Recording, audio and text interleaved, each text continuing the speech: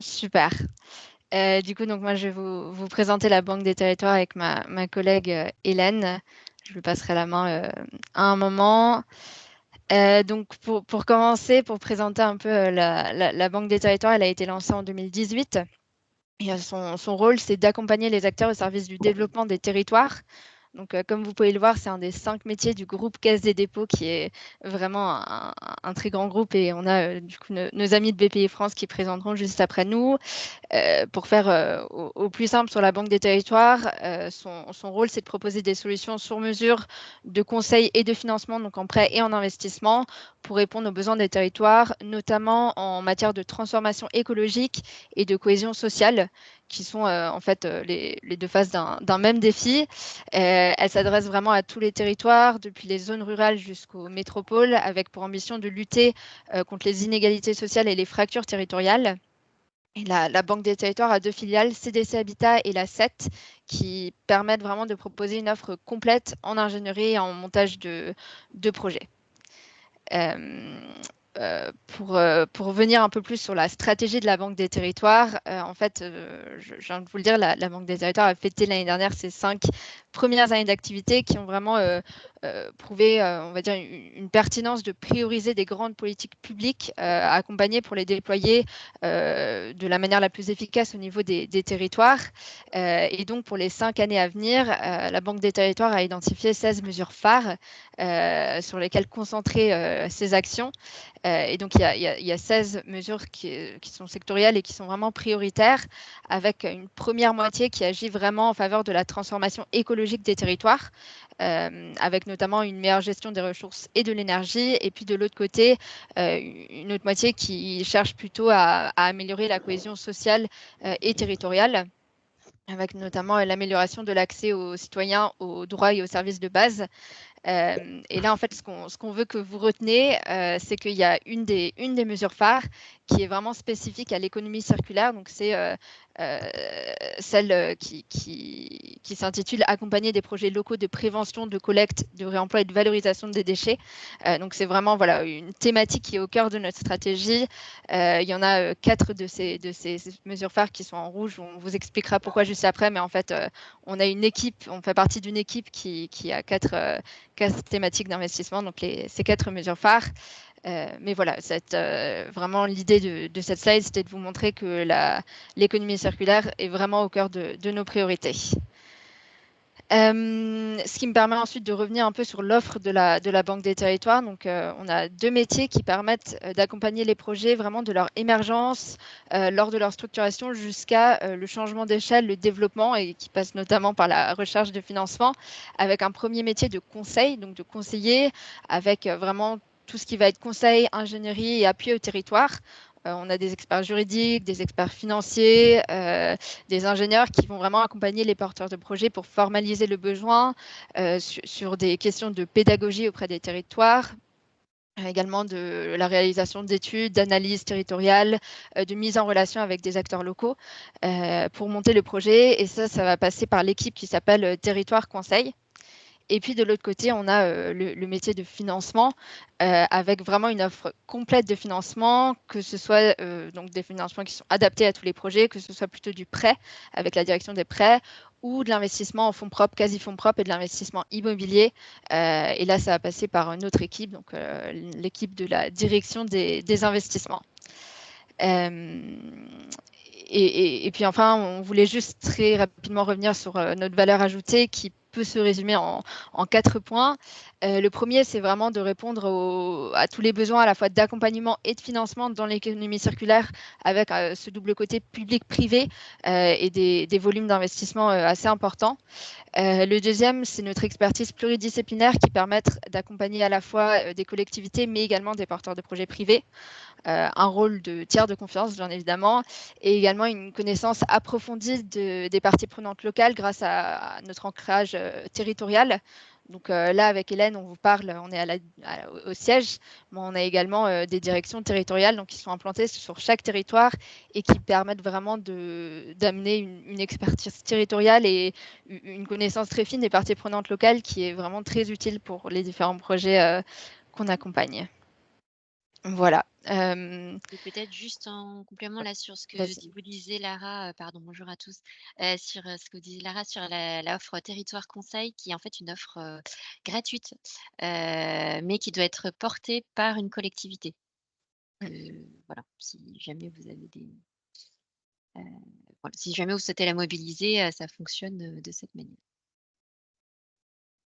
Lara, je Super. te laisse poursuivre, pardon. Ouais, bah, je vais rapidement te donner, la parole, mais du coup, pour revenir vraiment, au cœur de l'objectif de ce webinaire, notre offre d'investissement en fonds propres et quasi fonds propres, je l'avais rapidement dit avant, mais avec Hélène, on fait partie d'une équipe qui s'appelle Transition écologique et sociale des territoires. Donc on regarde 4 thématiques d'investissement. La première, bien évidemment, est l'économie circulaire, mais on regarde également, 3 autres, typologies de projets, tous les projets liés à la transition agricole et alimentaire, les projets liés à l'inclusion par l'emploi. Donc là, on fait référence à 2 sujets qui sont très liés, tout ce qui est insertion par l'activité économique et tout ce qui est travail adapté, donc emploi de personnes en situation de handicap.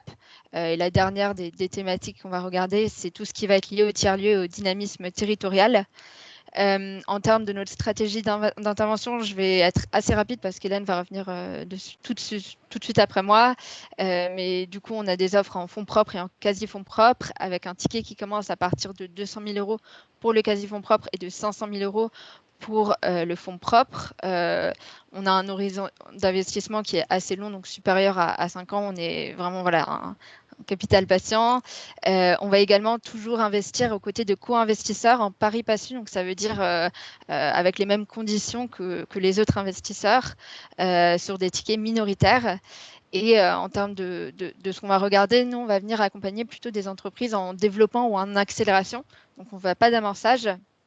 Et peut-être le dernier point assez important pour nous, c'est qu'on va vraiment venir challenger l'impact des projets qu'on accompagne, que ce soit à la fois sur des indicateurs plutôt liés à la transition écologique, mais également on va vraiment chercher à accompagner des projets qui ont un impact social ou territorial.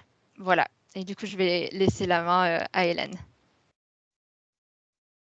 Oui, alors sur, l'économie circulaire, en fait, on peut intervenir sur tous les piliers, les 7 piliers de l'ADEME, pourvu qu'il y ait un développement territorial, et un accompagnement un peu de services aux collectivités.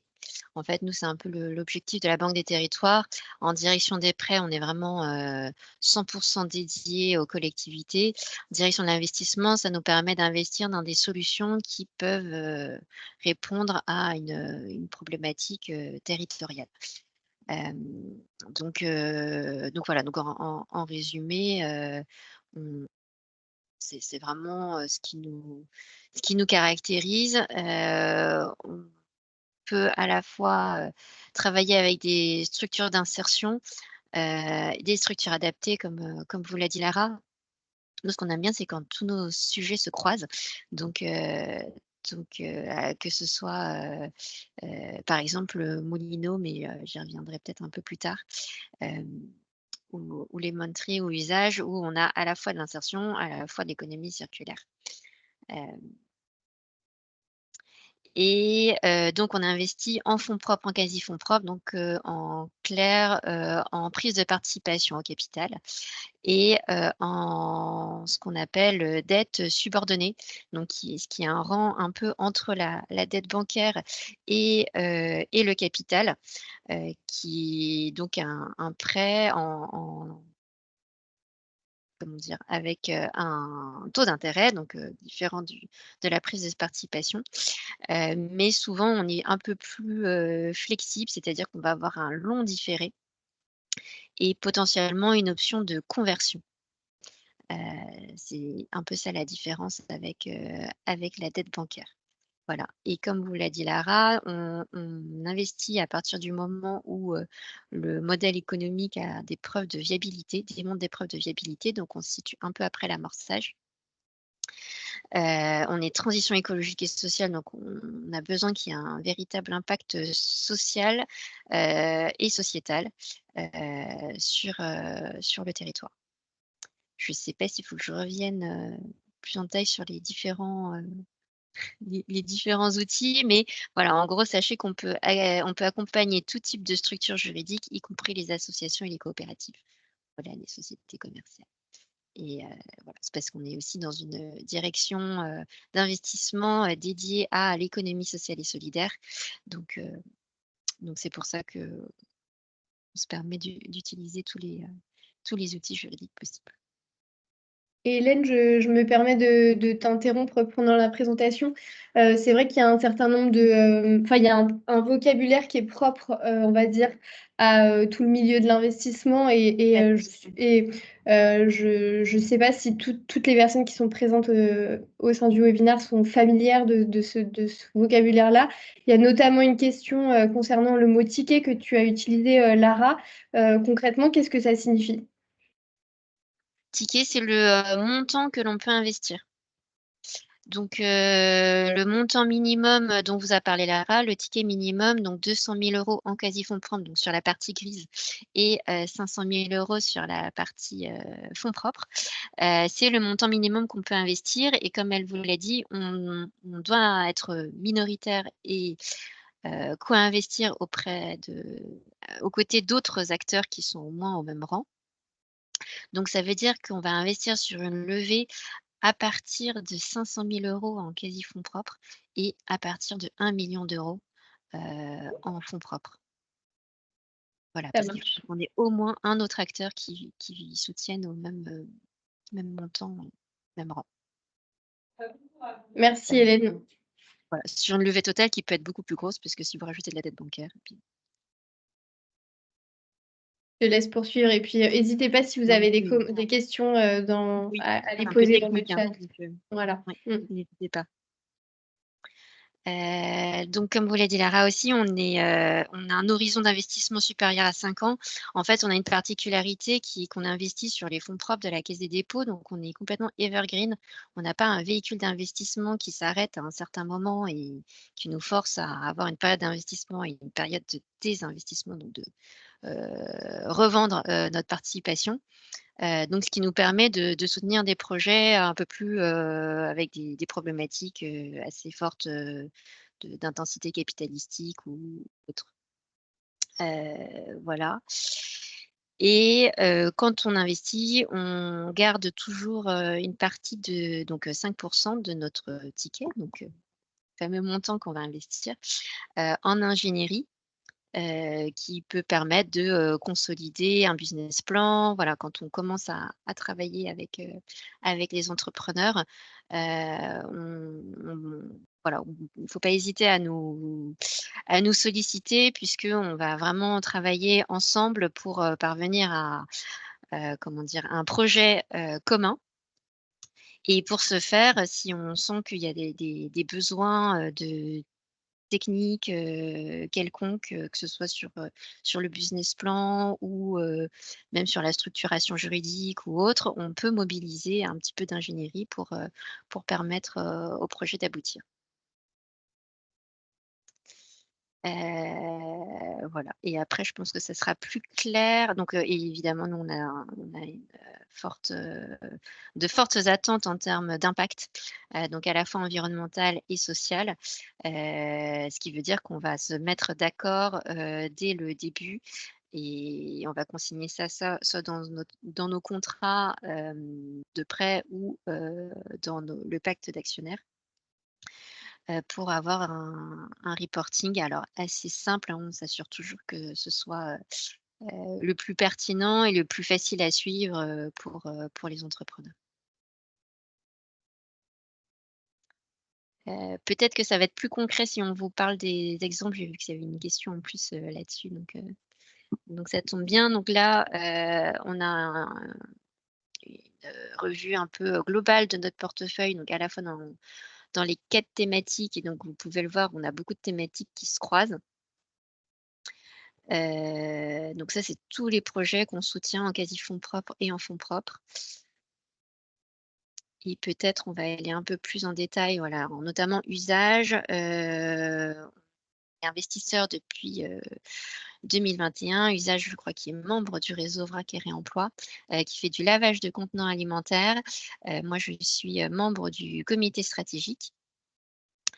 Donc, nous, on a besoin que ces entreprises soient à impact social fort, donc si possible avec une labellisation ESUS ou en tout cas des statuts conformes à l'économie sociale et solidaire. De plus en plus, on s'ouvre aussi au sujet impact. En tout cas, il faut que ce soit au cœur du modèle économique et des volontés des fondateurs de créer à la fois cet impact environnemental et social. On a également investi dans Lemon Tree, que sûrement vous connaissez tous, qui fait de la collecte et tri et valorisation de déchets de bureaux, principalement, et qui a aussi un réseau de consignes pour des bouteilles en plastique et canettes, qui est implanté dans des bureaux ou en grande surface. Et là, c'est une de nos collègues qui siège au conseil d'administration.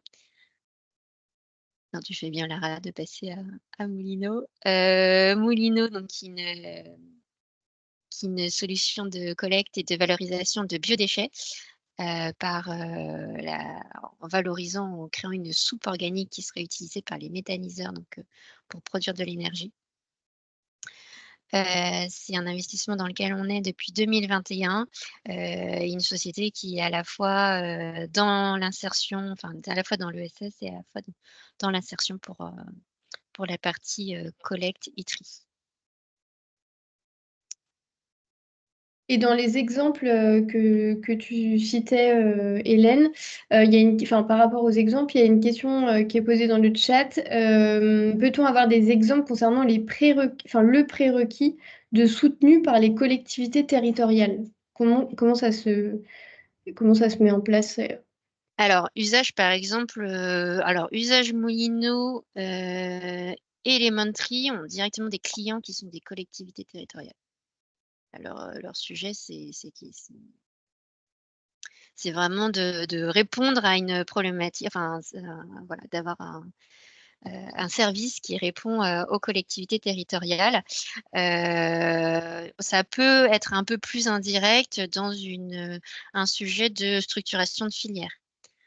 Par exemple, on a le groupe Valo, mais bon, là, on est dans la construction, donc je ne voulais pas spécifiquement vous en parler, mais on est sur des déchets de construction. Le groupe Valo a vraiment créé une filière dans le Grand Est, aux côtés de la collectivité pour la collecte, le tri et le recyclage des déchets de bâtiments. Alors on a deux niveaux d'analyse. On a un niveau d'analyse vraiment national, donc avec des structures qui ont envie d'estimer sur le territoire, et un niveau plus local, porté par nos directions régionales. Donc on a 16 au sein de la Banque des territoires qui donc peuvent soutenir, alors plutôt en quasi-fonds propres, des projets territoriaux qui font du sens sur leur territoire. Ça marche. Et justement, en parlant de quasi-fonds propres, est-ce que tu peux expliciter ce terme-là, quasi-fonds propres? Alors, c'est ce que j'expliquais. Peut-être on peut revenir sur la slide où il y a les fonds propres. Merci. Fonds propres, quasi-fonds propres. Et en fait, en dessous, il y a de la dette bancaire. En fait, les quasi-fonds propres, ils sont entre la dette bancaire et votre capital. Et en fait, ils permettent de renforcer le capital sans vous diluer, en clair. Voilà. Voilà. Et sur ces quasi-fonds propres, ça reste un prêt, mais qui sera remboursé après, dans un ordre de priorité. Très bien. En tout cas, Marilyn, j'espère que ça répond à ta question. Si jamais, n'hésitez pas toujours à poser vos questions dans le chat. Et il y avait une question concernant les collectivités. Est-ce que les collectivités territoriales doivent-elles être impérativement françaises ou est-ce que ça peut être des collectivités étrangères aussi? Alors, on est Banque des territoires, Caisse des dépôts, on est 100% français. Là, c'est vrai que sinon, ça va être plutôt, faut regarder avec l'AFD Proparco. Nous, on est vraiment une entité, on fait dom-tom, mais on va pas au-delà. Ça marche. Et d'ailleurs, dans les projets de développement, on va favoriser les projets de croissance nationaux et on ne va pas forcément venir financer une croissance européenne, internationale. C'est moins notre rôle. Peut-être je voulais juste revenir rapidement sur les exemples si j'ai le temps, parce que là, les 3 premiers, du coup, on a vraiment des collectivités qui sont clientes, donc le lien est assez clair.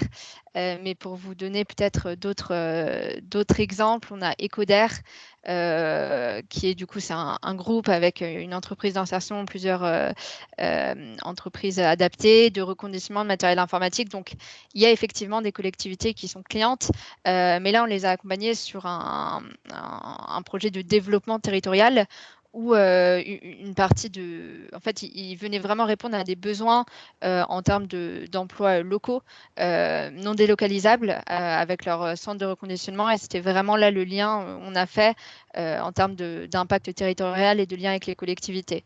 On a également le label Emmaüs, qui est une marketplace de seconde main du secteur de l'ESS que vous devez sûrement connaître, qui est également des plateformes logistiques en insertion et une école gratuite au métier du e-commerce, où là, pareil, les clientes ne sont pas nécessairement des collectivités, mais il y a vraiment, notamment à travers les emplois locaux, un lien fort avec les collectivités. Donc, j'espère que c'est un peu plus clair ce qu'on recherche en termes d'impact et de lien avec les collectivités.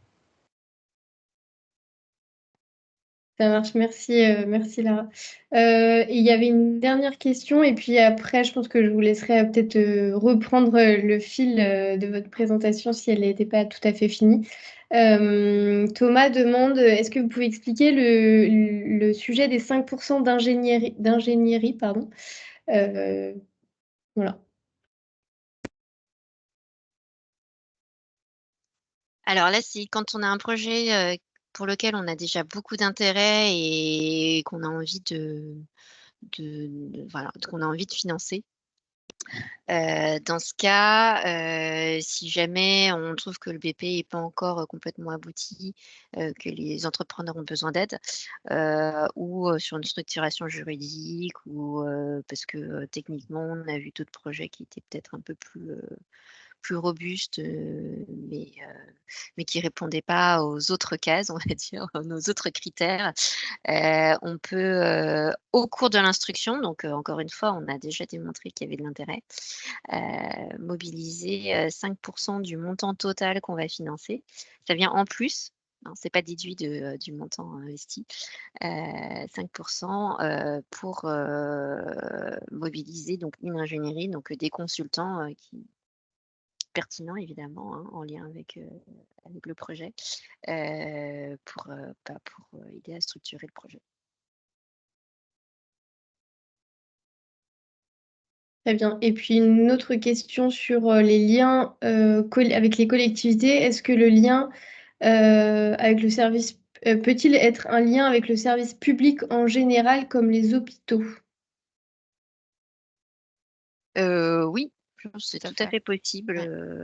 Voilà. On regarde surtout, comme vous l'a dit Lara, la création d'emplois locaux non délocalisables. On regarde l'intérêt général au sens large. Donc ça peut aussi être les hôpitaux.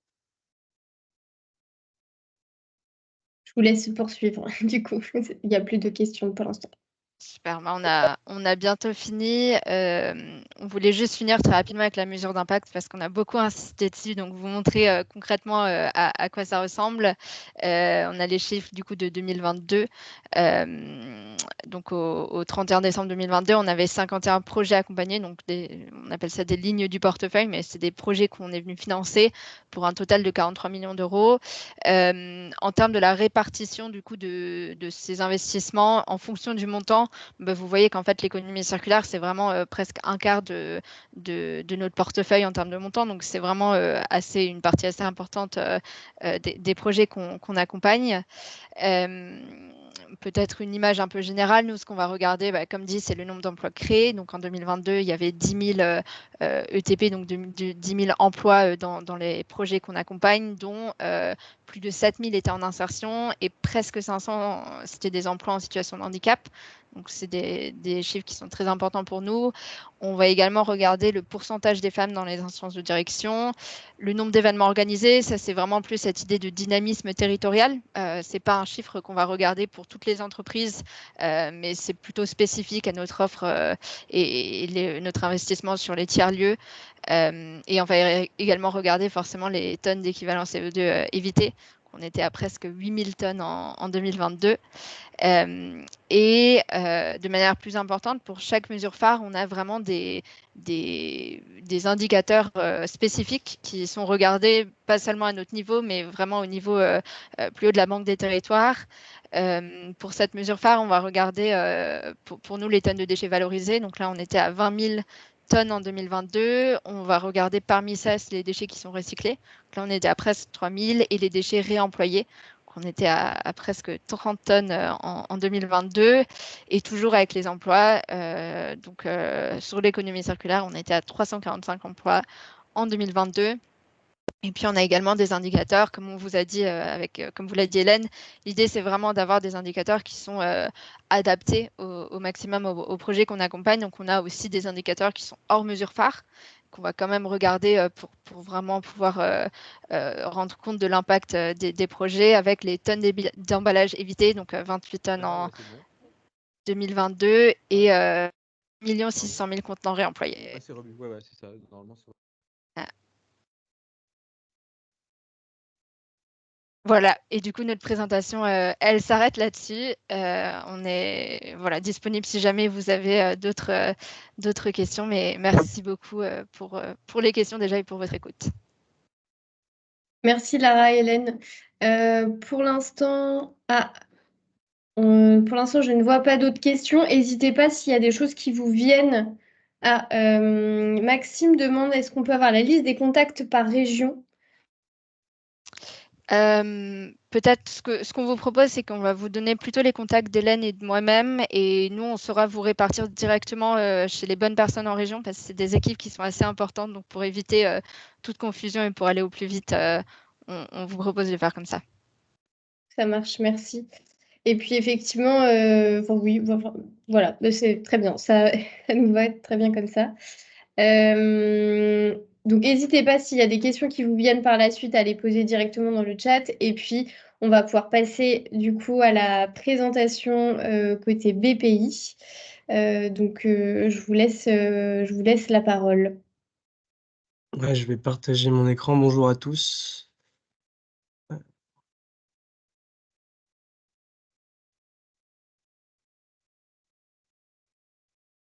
Est-ce que vous voyez tous bien mon écran?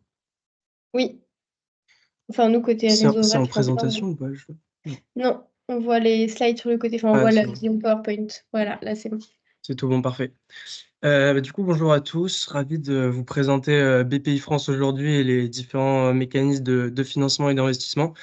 Du coup, on est 4 à vous faire la présentation aujourd'hui. Juliette et moi, on fait partie du pôle Dealflow qui est rattaché à la partie investissement.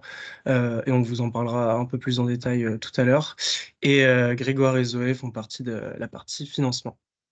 Juste un petit plan. On commencera rapidement par vous présenter BPI France dans les grandes largeurs, pour faire ensuite un focus sur le financement, l'investissement, et on finira par le pôle Dealflow qui a une activité assez spécifique au sein de la partie investissement de BPI France. Donc la présentation de BPI France. Rapidement, pour vous présenter un peu BPI France dans les grandes largeurs, c'est 3 grandes activités. La première activité de financement, donc tout ce qui est non dilutif, donc des prêts, des subventions, des aides remboursables. Donc ça, la partie innovation vous sera présentée un peu plus en détail par Grégoire et Zoé tout à l'heure. La deuxième grande activité, c'est la partie investissement qui se découpe en 2 parties. La partie investissement indirect, qui va être une activité de fonds, donc les BPI France qui investit dans des fonds qui derrière investissent dans des entreprises, à la fois sur du capital développement et du capital risque. Donc ça, c'est la partie investissement indirect. Et il y a la partie investissement direct qui va elle-même se découper en 2 sous-parties.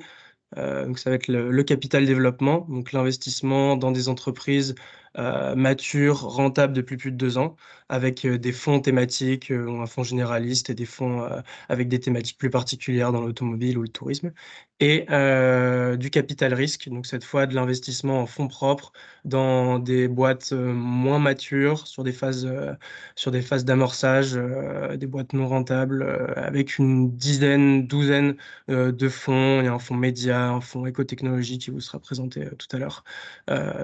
Voilà pour cette partie investissement. Et la troisième grande activité, qui est BPI France Assurance Export, qui vise à accompagner et financer des entreprises à l'international. Donc à la fois sous forme d'accompagnement stratégique, mais aussi sous forme d'investissement, sous forme de financement, pardon. Financement, ça peut être le financement de POC à l'étranger, ça peut être des subventions pour participer à des salons à l'étranger, donc ce genre de choses. BPI France, du coup, en termes d'organisation, donc c'est 48 points de contact partout sur le territoire, 42 sur le continent et donc 6 en Outre-mer. Et donc le petit schéma à gauche, c'est pour vous expliquer que BPI France Financement et BPI France Assurance Export sont organisés en région. C'est-à-dire que pour avoir un point de contact sur la partie financement ou assurance export, ça sera toujours auprès d'une direction régionale BPI France, alors que les équipes d'investissement sont toutes basées à Paris, mis à part un fonds en particulier qui a quelques équipes en région, mais sinon les équipes d'investissement sont basées à Paris. Quelques chiffres également. Rapidement pour dire que BPI France Financement, c'est quasiment 40 milliards de financement sur l'année 2023. Vous aurez tout le détail ici et je pense qu'on vous enverra la présentation. Vous pourrez regarder plus en détail les chiffres. Et 4 milliards d'investissements en capital. Ce qu'on peut retenir, c'est les 10 milliards dédiés à l'innovation sur 2023, à la fois en financement et en fonds propres. Je vais laisser la main à Juliette, à Grégoire et Zoé sur la partie financement. Merci beaucoup Alexis. Bonjour à tous. Merci de nous recevoir aujourd'hui. Donc, comme l'a très bien dit Alexis, donc Zoé et moi-même faisons partie du service financement. Ce qu'on entend par financement, à l'inverse de l'investissement, c'est que nous intervenons seulement en subvention, en accompagnement et en prêt, donc en prêt bancaire, adossé à certains types de projets. C'est vrai qu'au financement, nous, on a l'objectif donc de venir intervenir, de venir financer des projets, donc en fonction des différentes problématiques des entreprises. Pour répondre à ces différentes problématiques, donc nous avons plusieurs équipes avec chacune un service particulier. On peut avoir le financement avec évidemment des financements de BFR sur des prêts court terme ou de l'avance de factures, donc daily à facturage. On va avoir du cofinancement bancaire pour les entreprises rentables de plus de 2 ans. On va avoir, imaginons, une entreprise a une vocation à partir à l'étranger. Alors, on va avoir toute une gamme de services et toute une équipe pour répondre à ces problématiques de développement à l'international. Et enfin, on va avoir l'équipe innovation qui a pour objectif donc d'accompagner les entreprises de leur création jusqu'à un certain stade de maturité. Enfin, on va avoir l'équipe accompagnement. L'équipe accompagnement, elle, a pour objectif donc d'accompagner les startups et les entreprises, qu'importe leur maturité, à des stades très précis, que ce soit sur des problématiques de croissance, de propriété intellectuelle, de décarbonation ou de départ à l'étranger. On va maintenant s'intéresser un peu plus à l'innovation et comment est-ce que nous essayons d'accompagner les entreprises tout au long de leur vie au service innovation. Du coup, oui, comme l'a dit Grégoire, on fait partie tous les deux de la même équipe, donc l'équipe innovation au sein de la direction régionale de Paris. L'idée de notre équipe, c'est vraiment d'accompagner les startups à toute étape de leur développement, de la création jusqu'à des stades plus matures. L'idée, c'est d'intervenir dans un premier temps à travers des subventions qu'on a en propre à travers, par exemple, la Bourse French Tech ou en partenariat avec la ville de Paris ou la région. L'idée, c'est vraiment d'accompagner les entreprises pour créer leur première MVP, par exemple. Et même en tant qu'entreprise à impact, vous faites vraiment partie de la stratégie de financement, que ça soit de la stratégie de BPI ou même de la stratégie de la ville et de la région. L'idée, après, une fois qu'on est intervenu en subvention, c'est de laisser un peu de temps que l'entreprise rencontre un peu son marché et qu'elle puisse développer son premier POC. Et l'idée, après, on peut réintervenir à travers deux autres aides qui sont des prêts. en fonction de 2 besoins différents. On peut intervenir à travers, si jamais vous avez des besoins encore de recherche et développement, à travers un prêt qu'on appelle une aide à l'innovation. Ou alors, si vos besoins sont plutôt commerciaux, marketing ou de recrutement, on peut aussi intervenir à travers un prêt sans garantie. Suite à ce continuum de financement, il faut bien comprendre que notre objectif, c'est vraiment d'accompagner les entreprises et les startups dans toute leur durée de vie. À côté de ça, on a plusieurs appels à projets auxquels vous, entreprises du VRAC et du réemploi, vous pouvez participer, vous pouvez postuler. Vous êtes typiquement le type d'entreprise que la région et que France 2030 souhaitent soutenir. Pour ça, on a différents appels à projets. En fonction de la taille de votre entreprise, en fonction du montant du projet, en fonction de est-ce que vous êtes un consortium d'entreprises ou est-ce que vous êtes une entreprise solo dans ce projet-là, alors vous avez ici une gamme de différents produits. Pour aller assez rapidement, on va voir IDEMO, donc pour les consortiums d'entreprises, des projets de R&D entre 1 et 5 millions d'euros. L'objectif, c'est de faire une sorte d'expérimentation entre des PME, des grands groupes, des sites industriels et de venir financer, en tout cas subventionner, une partie de cette expérimentation. Dans un deuxième temps, nous avons des relations avec d'autres organismes tels que l'ADEME qui, dans le cadre de France 2030, émet des appels d'offres pour toutes les thématiques du développement durable, l'économie circulaire, le réemploi. On vous a mis le lien en description afin que vous puissiez en fait regarder très souvent les appels d'offres qui sont mis en ligne. Enfin, pour parler un peu plus de la région d'Île-de-France et de savoir comment est-ce que BPI et la région, nous travaillons pour financer, pour accompagner les entreprises du développement durable, du réemploi et du VRAC, nous avons le dispositif InnovUp qui a vocation donc à financer la R&D à hauteur de 50% à travers différents dispositifs. Donc soit des InnovUp classiques, des InnovUp thématiques qui sont des appels à projets, et enfin Leader PIA qui sont aussi des appels à projets à raison de 4 par an. Évidemment, on ne veut pas rentrer dans le détail de comment s'organisent ces projets, comment ils se matérialisent en termes d'aide, mais on sera prêt à répondre à toutes vos questions, bien évidemment, pour savoir si vous êtes éligible, comment ça se matérialise en termes de subventions, en termes de prêts, pour quel type de projet et autres. Et enfin, sur la partie plus accompagnement, imaginons que vous soyez une PME ou même une start-up, vous songez à innover sur un secteur en particulier, mais vous avez besoin d'accompagnement. Nos équipes de financement et d'accompagnement peuvent vous accompagner sur cette partie-là pour définir donc quelle est votre innovation, quelles fonctionnalités vous devez apporter à cette innovation, pour quel marché, quel secteur, quelle temporalité, etc.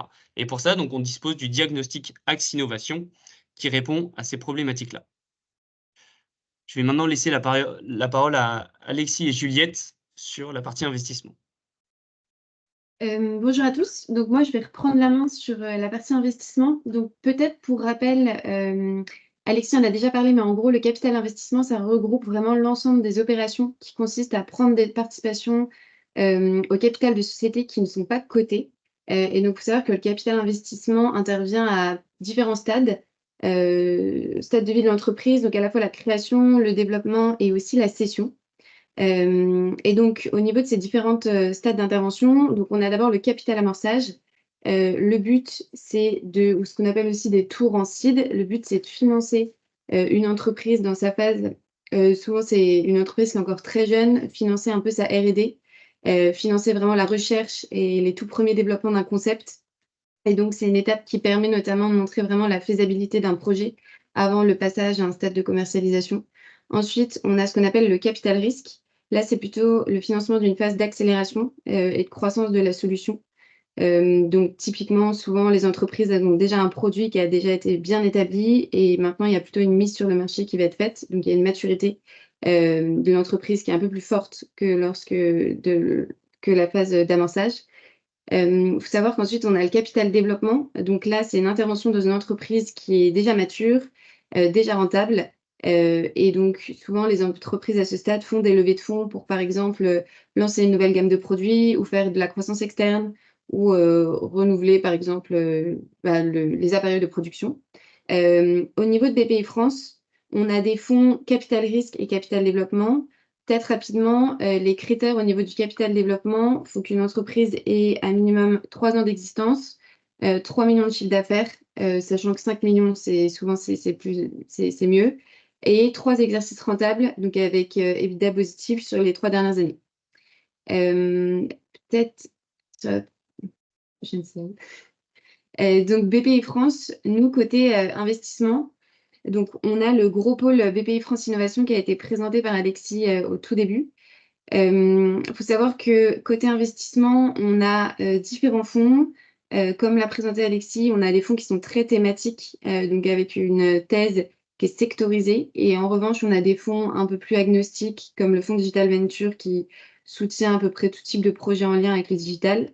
C'est marqué qu'on soutient de l'amorçage de growth. En réalité, on fait majoritairement du capital risque et du growth equity au niveau de l'investissement, sachant que l'amorçage est plutôt réservé au financement via les solutions qui viennent de vous être présentées par Zoé et Grégoire. On a déjà 11 licornes en portefeuille, donc peut-être pour vous en citer quelques-unes, on a Mano, que vous connaissez sûrement tous, qui est une marketplace spécialisée dans le domaine du bricolage et du jardinage.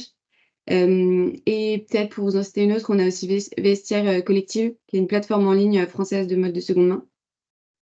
Et également, donc, à côté de nos différents fonds qui sont sectorisés et qu'on va vous présenter juste après, on a du coup le Hub BPI France, qui est vraiment une structure d'accompagnement sur mesure des fonds. Et donc, c'est-à-dire qu'elle va soutenir les entreprises dans leur phase de croissance en répondant à des questions, que ce soit par exemple de recrutement plus opérationnel. Donc, c'est vraiment une structure de développement qui travaille côte à côte avec les fonds d'investissement et les équipes d'investissement et qui sont là pour soutenir les entreprises et les entrepreneurs. Du coup, donc, pour reprendre un peu les différents fonds de BPI France côté capital innovation, donc comme vous pouvez le voir, la majorité des fonds se positionnent plutôt en série A. Donc série A, c'est pour financer, comme je vous l'ai dit, les phases d'accélération et de croissance. Donc à ce stade, on a déjà un produit qui est faisable. Au niveau des fonds, donc on a le fonds amorçage industriel qui a été lancé il y a à peu près 1 an, qui finance du coup des premiers pilotes industriels, qui est assez agnostique en termes de secteur. En revanche, il ne finance pas de projet industriel deep tech. Il faut savoir que c'est plus de l'innovation incrémentale que de l'innovation du coup de rupture. On a le fonds Digital Venture qui est assez connu, qui lui est agnostique, qui finance à peu près tout type de projet en lien avec le digital. On a un fonds industrie culturelle et créative qui lui va financer plutôt des projets en lien en thématique par exemple avec la mode, la gastronomie, tout ce qui est cosmétique, le cinéma aussi, donc une thèse assez large. Ensuite, on a des fonds plus liés à la santé, comme le fonds patient autonome, on a un fonds biotech, on a un fonds spécifique Deep Tech Venture, on a un fonds Green Venture, je vais revenir un peu dessus par la suite parce que c'est celui qui va vous intéresser. Et après, gardez en tête qu'on a un fonds, du coup, Société de projets industriels, qui s'appelle aussi donc, le fonds SPI, qui lui finance des projets industriels à vocation Deep Tech, qui sont pour le coup relativement avancés. Donc c'est plutôt ce qu'on appelle la série B ou C, et un fonds Large Venture qui fait du gross equity, qui est agnostique en termes de secteur, voilà, et qui finance du coup des projets à un stade beaucoup plus avancé et des tickets beaucoup plus conséquents. Pour parler plus en détail de Green Venture, contrairement à la Caisse des dépôts qui vous a présenté vraiment, ils ont un fonds dédié à l'économie circulaire. Nous, chez BPI France, on n'a pas vraiment de poche d'investissement 100% dédié à ce sujet-là. En revanche, on a un fonds du coup qui s'appelle Green Venture, anciennement Écotechnologie. Donc peut-être que vous le connaissez également sous ce nom-là, qui lui finance des projets en lien avec tout ce qui est lié à la sustainability. Donc ça va de la mobilité décarbonée à la transition alimentaire, à la chimie verte et tout ce qui est lié au biotech végétal.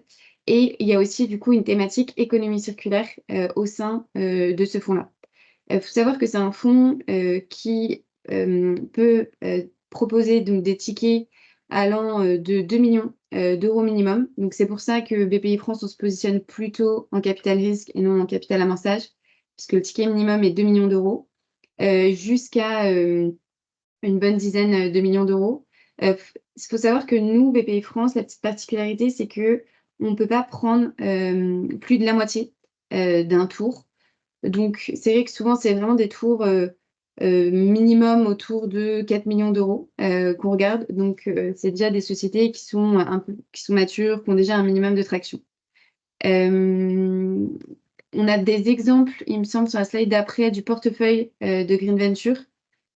Donc, côté économie circulaire, ils ont investi dans Phoenix, que vous devez tous connaître également, qui est vraiment une solution qui accompagne les entreprises, notamment les entreprises de la grande distribution, dans la démarche de réduction du gaspillage alimentaire en revalorisant du coup les invendus.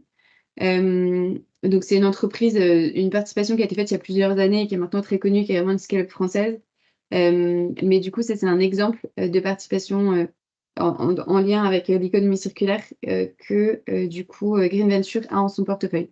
Ensuite, vous pouvez voir qu'il y a tout un panel, du coup, il y a pas mal d'autres entreprises, mais qui sont vraiment sur des secteurs très diversifiés, toujours en lien avec la sustainability, mais pas forcément en lien avec l'économie circulaire.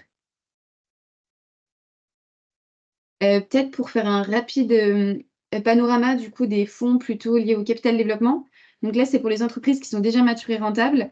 Il faut savoir qu'on a 3 fonds généralistes qui sont segmentés du coup en fonction de la taille du ticket et du coup aussi de la taille de l'entreprise. Donc ce qu'on appelle small, mid et large cap. Ces fonds-là sont agnostiques. Donc typiquement, ils pourraient regarder des sociétés matures sur le segment de l'économie circulaire et du réemploi. Et ensuite, on a 6 fonds spécialisés, donc pareil, qui investissent dans des entreprises matures depuis plus de 3 ans. À savoir, on a une poche dédiée à la mer et à l'économie bleue. On a une poche tourisme, une poche défense, un fonds qui s'appelle Impact et Environnement, qui regarde plutôt des solutions liées à tout ce qui est du coup énergie décarbonée et dans le bois. Et on a également un fonds thématique lié à l'automobile. Je vais reprendre la main pour du coup vous présenter le pôle Dealflow. Donc le pôle Dealflow, on est une équipe, donc avec Juliette, on fait partie d'une équipe d'une dizaine de personnes qui est rattachée à la partie investissement de BPI France, mais qui ne fait pas d'investissement. On est une équipe transverse à cette activité-là, qui a vocation à accompagner les entrepreneurs et startups dans leur levée de fonds, dans leur phase de levée de fonds en fonds propres. Donc je vais vous expliquer plus en détail ce qu'on fait. Donc c'est un process qui se fait un peu en 3 phases. On a dans un premier temps une rencontre avec les entrepreneurs qui dure 45 minutes où on essaie de comprendre au maximum le projet, les étapes qui ont été franchies jusqu'à maintenant et en quoi la levée de fonds, le besoin de financement qui a été identifié fait sens dans le développement de l'entreprise. Et donc on essaie de bien comprendre tout ça et ensuite une fois qu'on a tout en tête, on essaie de les aider dans la structuration de leur levée de fonds. Donc à la fois d'un point de vue montant, est-ce que le montant fait sens, le montant de financement recherché fait sens par rapport à ce qui a été accompli jusqu'à maintenant, quelle typologie d'investisseurs il faut aller chercher, est-ce que vous pourriez aller chercher plutôt du financement non dilutif, plutôt du fonds propre. Voilà, on essaie de voir tous ces éléments avec eux. Et une fois que c'est fixé, que la levée de fonds est fixée, on les aide aussi à revoir leurs éléments de présentation. Donc ça peut être des conseils sur le deck de présentation, sur le pitch, parfois des conseils sur le BP également. Et donc une fois les a aidés à structurer les éléments nécessaires à la levée de fonds, on va essayer de créer des opportunités de mise en relation entre les entrepreneurs et les investisseurs. Donc, dans un premier temps, forcément, on va prioriser les équipes d'investissement de la maison, pardon. Regarder en interne auprès des différents fonds s'il n'y a pas des solutions pertinentes en interne qui pourraient faire sens vis-à-vis du projet de la levée de fonds en question. Et si c'est pas le cas, regarder aussi en externe, essayer de faire des listes d'investisseurs qui pourraient être pertinents dans le cadre de la levée, parfois faire des mises en relation lorsque c'est très pertinent. Donc voilà, essayer d'optimiser et les accompagner au mieux dans leur levée de fonds. Et donc nous, alors c'est pas le chiffre est pas sur la slide, mais on voit environ 1000 entreprises par an. On accompagne 1000 dossiers par an, donc plutôt sur, comme vous voyez à gauche, plutôt sur de l'amorçage et du risque. C'est souvent des boîtes assez jeunes qui ont, étant donné qu'elles sont plus jeunes, qui ont plus besoin d'accompagnement sur ces sujets-là. On a quand même 14% de croissance et 2% de transmission à la marge. Et donc les entreprises qu'on rencontre et qu'on accompagne ont en général identifié un besoin de financement de l'ordre de 2,6 millions d'euros. Et en termes de secteur d'activité, on est complètement agnostique, c'est-à-dire qu'on accompagne tout type d'entreprise dans tout secteur d'activité. Donc ça peut vraiment aller de e-santé, medtech, je ne vais pas tout vous lire, vous avez tout sur la slide, mais notamment des entreprises du vrac et du réemploi qui pourraient être insérées dans cette partie-là Green Tech. Et donc, une autre partie de nos activités, donc c'est d'une part d'accompagner des entrepreneurs. On accompagne également aussi des entreprises du coup qui sont au sein du portefeuille de BPI France, donc des entreprises dans lesquelles on a déjà pris des parts dans le cadre de leur seconde levée. Et du coup, pour ça, en fait, on est en contact assez régulier avec tout un panel d'acteurs de l'écosystème de l'investissement, que ce soit du coup des fonds nationaux, des fonds régionaux, des CVC, des réseaux de business angels, pas mal de family office aussi. Et le but, c'est vraiment d'essayer de, voilà, nous, on travaille en réseau avec eux et c'est d'essayer si on peut essayer d'accompagner au mieux les entrepreneurs que l'on rencontre dans le cadre de leur levée, c'est d'identifier du coup des investisseurs pertinents. Ça, c'est vraiment une grosse partie de nos activités et également du coup d'accompagner les entreprises de BPI France qui vont relever des fonds. Et donc, peut-être, on avait des exemples à vous montrer d'entreprises qu'on a rencontrées, entre guillemets, les 6 derniers mois et qui se positionnent sur le secteur vrac et réemploi. Donc, il y en a sûrement que vous connaissez, mais on a rencontré Bout à Bout, qui a mis en place une filière de réemploi des contenants en verre. Kidibam, qui est un site d'achat-revente de jouets de seconde main. Également Losange, en fait, ils ont mis en place des ateliers d'upcycling industriel. Le but, c'est qu'ils transforment des produits textiles en fin de parcours en nouveaux vêtements et accessoires upcyclés. Et également Seconde Œuvre, qui est une solution de réemploi des matériaux pour les chantiers de BTP. Donc voilà, donc ça, c'est des entreprises qui se posaient des questions, qui étaient en phase de levée de fonds, qu'on a rencontrées et qu'on a essayé d'accompagner au mieux, du coup, dans le cadre de leur levée. Il faut savoir que le pôle deal flow, je ne sais plus si Alexis l'a précisé, mais c'est vraiment un service qui a été proposé par BPI France depuis plusieurs années et qui est gratuit. Donc n'hésitez pas, si vous êtes actuellement en phase de levée de fonds et que vous souhaitez avoir un peu des conseils ou autres, ou vous avez des questions sur BPI France au sens large, vous êtes évidemment les bienvenus et on peut en discuter plus longuement ensemble. Et on vous a mis nos coordonnées juste ici à tous les 4. Super, merci beaucoup à tous les 4. Il y a quelques questions dans le chat que j'ai pas, je vous ai pas interrompu. Il y a des questions notamment sur, en fait, beaucoup des acteurs qui font partie du réseau restent des sociétés, des petites sociétés. Enfin, en tout cas, en termes de montants, on est parfois loin des montants que vous avez pu évoquer en termes de montants minimal, je sais pas comment on dit. Et donc, la question est la suivante. Est-ce que vous avez des solutions de financement pour des projets inférieurs à 2 millions d'euros ou même inférieurs à 500 000 euros, par exemple? Alors, sur la partie fonds d'investissement en fonds propres, ce que expliquait Juliette, il n'y aura pas forcément de solution pour des boîtes qui vont lever 500 000 euros ou moins, ou même jusqu'à 2 millions d'euros. En fait, c'est souvent à partir de la série A. En revanche, il y a des solutions du côté financement non dilutif. Ça, je vais peut-être laisser Grégoire.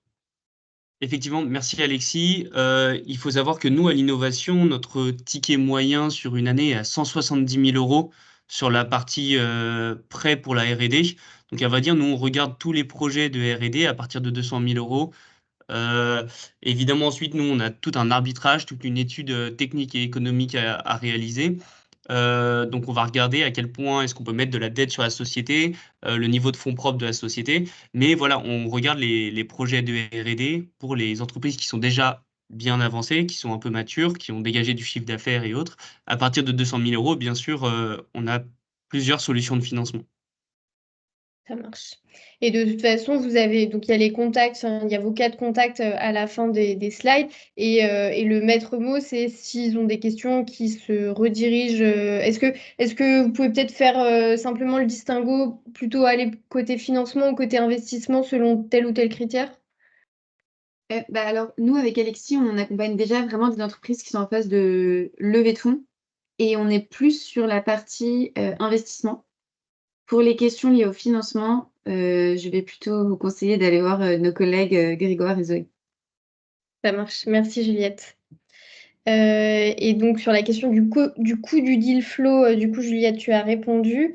Et il y avait enfin une question sur est-ce qu'il y a un dispositif spécial pour des projets qui seraient centrés sur l'Amazonie? Alors, Alors, côté financement, effectivement, dans le cadre de France 2030, il y a aussi des appels à projets, dans le cadre de l'Europe, pardon, pas du tout dans le cadre de France 2030, qui s'appelle Eurostar.